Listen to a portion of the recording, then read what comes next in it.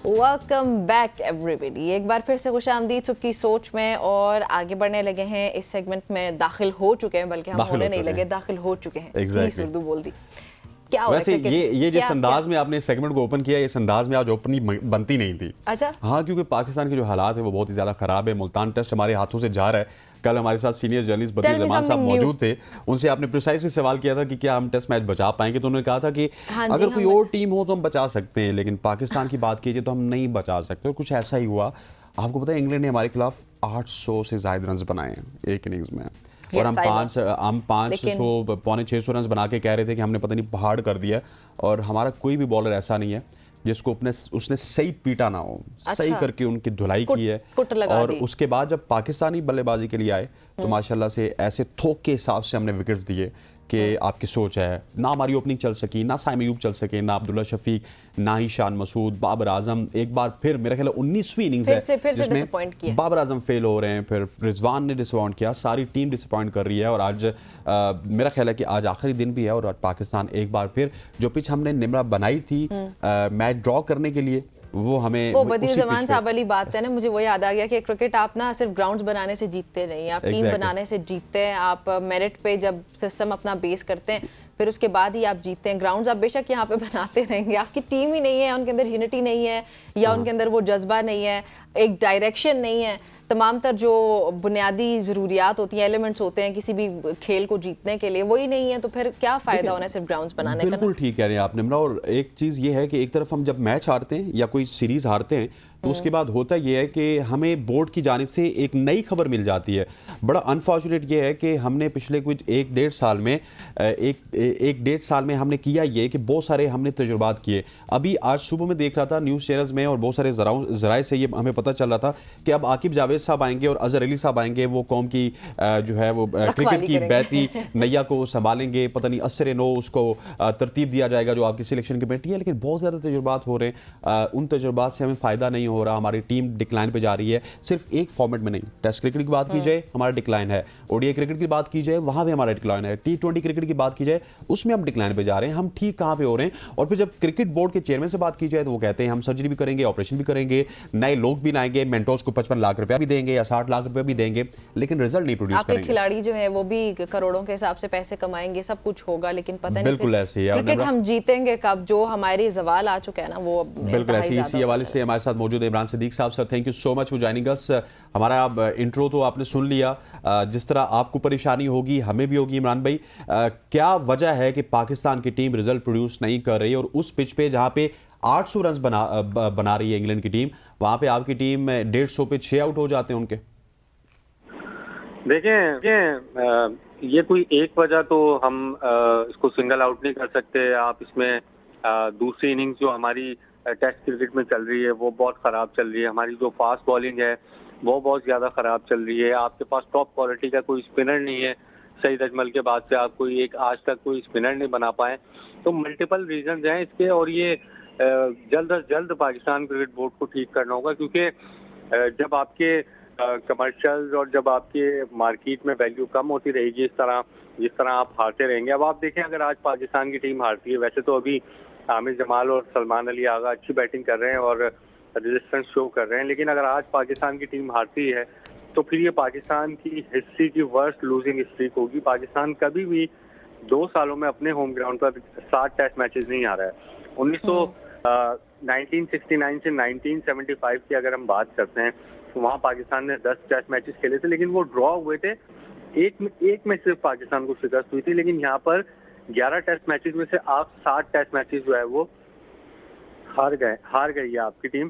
तो एक ये वर्स्ट लूजिंग स्ट्रीक है। तो ये अब ये देखें ना, हर सीरीज के बाद और मतलब हर इवेंट के बाद एक नए लॉलीपॉप, जिसको मैं कहूँगा कि दिया जाता है पाकिस्तान क्रिकेट बोर्ड की जानिब से, जी सिलेक्शन कमेटी आ रही है, नई सिलेक्शन कमेटी, और उनके पास इख्तियार होगा।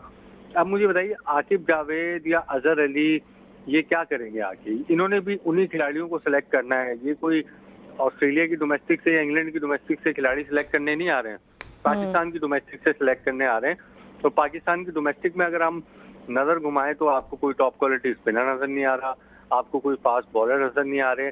हमारे जो अपने फास्ट बॉलर हैं, जो नसीम शाह हैं, जो शाहीन शाह अफरीदी हैं, मैंने हसनैन के प्रोग्राम में भी कई मरतबा बात की है।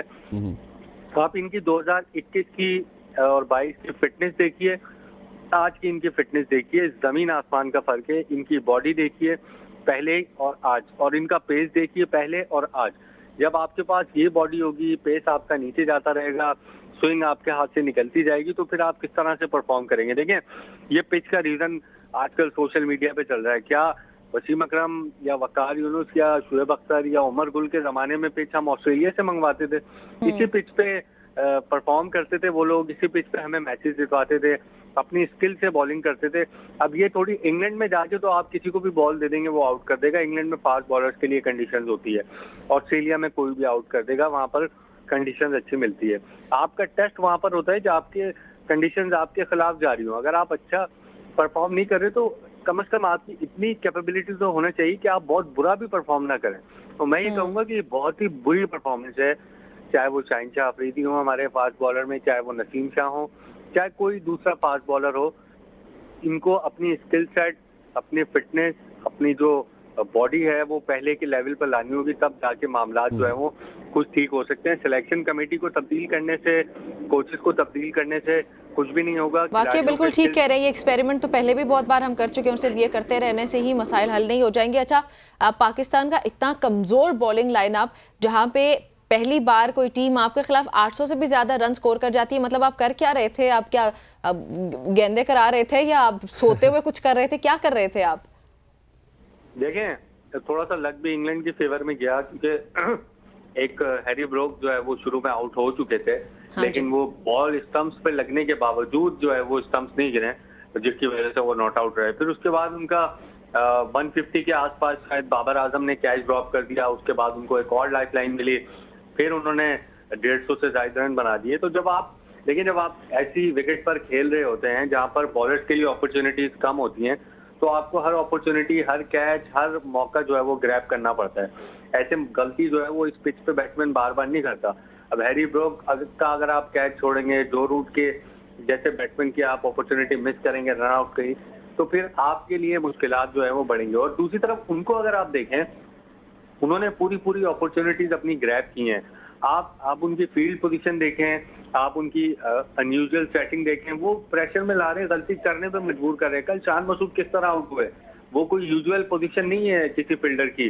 कल जो पाकिस्तान की इनिंग शुरू हुई है, उन्होंने फील्ड अपनी कैसी लगाई है, किस तरह से अटैकिंग फील्ड कर रहे थे, और हमारे जो कैप्टन है वो 2 या 3 चौके लगने के बाद पूरी की पूरी फील्ड खोलकर बैट्समैन को मौका देते हैं कि आप सिंगल डबल करते रहें और विकेट पर जो है वो सेट होते रहें। लेकिन जब तक आपकी अटैकिंग फील्ड सेट नहीं होगी, जिस तरह से और ये ऑली पॉप कर रहे हैं, ये बेन स्टोक्स कर रहे होते तो समझ में आता कि वो एक सीनियर कप्तान है। yes. उनके जो डेप्टी हैं वो भी इस तरह से अच्छी कैप्टनसी कर रहे हैं, लेकिन हमारे सीनियर जो शान मसूद जो 2009-10 से खेल रहे हैं, उनको ये बात समझ नहीं आ रही कि जो विकेट अब डेड है, बॉलर्स के लिए अपॉर्चुनिटीज नहीं है, तो कुछ अनयूजुअल उनको करना पड़ेगा। कहीं ना कहीं पे आपको बैट्समैन को कंसंट्रेशन जो है वो लूज करनी पड़ेगी। ये इस तरह से जो है वो आउट होते हैं, और इंग्लैंड बिल्कुल इसमें कामयाब रहा है, हमें डिस्ट्रैक्ट करने में, हमें डिस्टर्ब करने में बैटिंग के दौरान, और यही वजह है कि उन्होंने हमारी जो है वो विकेट्स लिए। ठीक। अच्छा इमरान, मुझे जब भी हम स्पोर्ट्स प्रोग्राम में भी आपसे बात करते थे तो आपकी बात से एक अलग एंगल मिलता था। मुझे ये बताइएगा कि क्या वजह है, 19 इनिंग्स हो चुकी हैं, बाबर आजम अभी तक नहीं वो जलवा दिखा सके जिस जलवे का पूरे पाकिस्तान को, उनके फैंस को या दुनिया को इंतजार है? क्या वजह है? अब क्या करना होगा? क्या उनको वापस डोमेस्टिक में भेजना होगा? इस तरह उनको वक्त देना होगा? बाबर आजम को खुद क्या करना चाहिए? बोर्ड को क्या करना चाहिए उनके हवाले से? देखिए, मैं इसमें एक मिसाल देता हूँ, चाहे वो केन विलियमसन हो, चाहे वो विराट कोहली हो। जब आप इस किस्म के प्लेयर बन जाते हैं और आपको बाबर आजम को उस कैटेगरी में रैंक किया जाना लगा है, मैं समझता हूँ कि अभी वो उस कैटेगरी से बहुत दूर है, लेकिन उनको रैंक किया जाता है, तो फिर आपको फैसले खुद करने पड़ते हैं, आपको अपनी डिग्निटी, रिस्पेक्ट खुद शो करनी पड़ती है। अब मुझे बताइए, शान मसूद के लिए, जैसन गिलेस्पी के लिए किसी सूरत भी आसान नहीं है कि वो बाबर आजम जैसे प्लेयर को ड्रॉप करने की बात कर सकें या ड्रॉप कर सकें उनको, वो कि उनको करना चाहिए। देखिए, 18 इनिंग्स अगर किसी को मिल गई है, वो नहीं परफॉर्म कर रहा तो उसको ड्रॉप बनता है। लेकिन यहाँ पर बाबर आजम का किरदार बहुत अहम है कि वो खुद क्या सोच रहे हैं, वो खुद क्या वो समझते हैं कि उनको अपनी सेल्फ रिस्पेक्ट का जो है वो ख्याल रखना चाहिए। यहाँ बाबर आजम को खुद ये डिसीजन लेना चाहिए कि हाँ यार वो टेस्ट क्रिकेट में ब्रेक ले रहे हैं, जो उनके कैंडिडेट हैं जो डोमेस्टिक में परफॉर्म कर रहे हैं, कामरान गुलाम, उनको मौका दें। और जैसे ही वो उनको लगेगा कि उनकी फॉर्म वापस आ गई, उनकी फिटनेस वापस आ गई है, उनका जो हैंड आई कोऑर्डिनेशन है वापस आ गई है, उनकी जो मिडल होने लगा है बॉल, तो फिर उनकी टीम में जगह बनती है, क्योंकि वो एक अच्छे प्लेयर हैं पाकिस्तान के, इसमें कोई दो राय नहीं है। लेकिन ये फैसला उनको खुद करना होगा। मेरा नहीं ख्याल बिल्कुल भी कि जेसन गिलेस्पी या बाबर आजम, शान मसूद बाबर आजम को ड्रॉप करने का फैसला कर सकते हैं, क्योंकि इतनी उनके पास मेरा ख्याल है कि अभी पावर या इतनी हिम्मत नहीं है। सोशल मीडिया आउटरीच भी आपको पता है कि कितना उससे आता है। और कल भी मैं देख रहा था यार, ये हमारे जो फैंस हैं उन्होंने ही इनको जो है वक्त से पहले सर पे चढ़ाया, उनको टॉप फैफ 4 में डाल दिया, फैफ 5 में डाल दिया। कभी जो रूट की जगह उनको जो है वो मवाजना किया जाने लगा, कभी विराट कोहली से। लेकिन हकीकत ये है कि उनकी सिर्फ अभी 9 टेस्ट सेंचुरियां हैं, ये उस कैटेगरी से बहुत पीछे हैं और ये उनको समझना पड़ेगा। और फिर अगेन मैं रिपीट करूंगा ये बात कि आप बाबर आजम 2021, 22, 2020, 19 का देखिए और आज का बाबर आजम देखिए। पाकिस्तान के जो क्रिकेट सिस्टम है उसमें मिकी ऑर्थर के बाद जितना नेग्लेक्ट फिटनेस को किया गया उतना किसी चीज को नहीं किया गया, और ये ही सबसे बड़ी डिक्लाइन की वजह है हमारा। और फिर ये हमारे डिक्लाइन की एक वजह है, उसके अलावा बहुत सी डिक्लाइन की वजह है। लेकिन इमरान अनफॉर्चुनेट यहाँ पे ये है कि जो जिम्मेदारी दी जा रही है वो दी जा रही है मुल्तान क्रिकेट स्टेडियम को या पिच को, ठीक है। ये कहा जा रहा है कि भाई पिच के मसाइल है, क्या यहाँ पे बॉलर्स की कोई जिम्मेदारी नहीं है, बोर्ड की यहाँ पे कोई जिम्मेदारी नहीं है, यहाँ पे हमारे बैट्समैन की कोई जिम्मेदारी नहीं बनती थी? देखिए, पाकिस्तान की टीम जब बैटिंग कर रही है तो वो लॉर्ड्स पे थोड़ी बैटिंग कर रही है, वो तो मुल्तान पे भी बैटिंग कर रही है ना। इंग्लैंड भी मुल्तान पे खेल रहा है। पिच तो दोनों टीमों के लिए सेम है। ये तो लेम एक्सक्यूज है कि आप जो है ना पिच पे ब्लेम कर दें या कुछ कर दें। जिस तरह मैंने अभी पहले कहा कि यार उमर गुल हैं या शुएब अख्तर हैं, वसीम अकरम हैं, वकार यूनुस हैं, उनके दौर में तो हमने कभी ऐसी बात ही नहीं सुनी कि ये पिच खराब है, यहाँ पे हम आउट नहीं कर सकते, यहाँ पे हम इन स्विंग नहीं कर सकते, यहाँ पे हम आउट स्विंग नहीं कर सकते। वो तो हर जगह पे आउट करने की कोशिश करते थे, कभी सक्सेस मिलती थी, कभी सक्सेस नहीं मिलती थी। लेकिन ये बात हम इनके लिए भी एक्सेप्ट करेंगे कि अगर उनको कभी सक्सेस नहीं मिलती तो ना मिले, लेकिन कभी मिले भी तो। 11 टेस्ट मैच हो गए, आपका खुर्रम शहजाद के अलावा आपके किस बॉलर ने परफॉर्म किया है? कौन सा शाहीन शाह अफरीदी ने आपके होम ग्राउंड पर 5 विकेटें लिए? नसीम शाह ने कौन सी होम ग्राउंड पर जो है 5 विकेटें लिए? और अब मामला यहाँ पर आ गए कि अब बांग्लादेश हमारे होम ग्राउंड पर आकर, जो कि हमारे से तारीख में कभी टेस्ट मैच नहीं जीता था, वो हमें क्लीन स्वीप करके जा रहा है। तो इससे आप अंदाजा लगाइए कि कितनी। अच्छा इमरान, वक्त हमारे पास कम है, आप शॉर्टली मुझे ये बताइएगा कि इस वक्त आमिर जमाल विकेट पे मौजूद हैं, सलमान अली आगा मौजूद है, आगा हमेशा से अच्छा परफॉर्म कर रहे हैं। क्या आप समझते हैं कि इस देर इज एनी चांस के ये 3-4 सेशन जितने भी आगे आ रहे हैं ये पाकिस्तान सर्वाइव कर सकता है?